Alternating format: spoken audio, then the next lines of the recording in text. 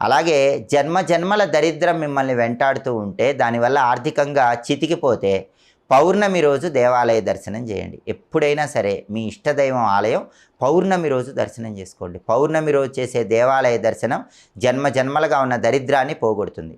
అలాగే కొన్ని దేవాలయాలు నదీ తీరంలో ఉంటాయి, కొన్ని సముద్ర తీరంలో ఉంటాయి, కొన్ని కొండల మీద ఉంటాయి, కొన్ని దేవాలయాలు వనాల్లో ఉంటాయి. నదీ తీరంలో ఉన్న దేవాలయాలు దర్శిస్తే మన పాపాలన్నీ తొలగిపోతాయి.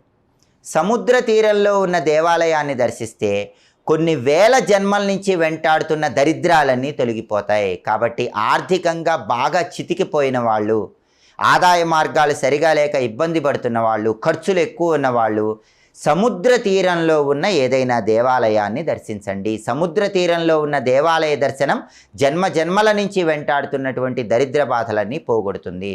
కొండల మీద ఉన్న దేవాలయ దర్శనం చేసుకుంటే మోక్షం కలుగుతుంది.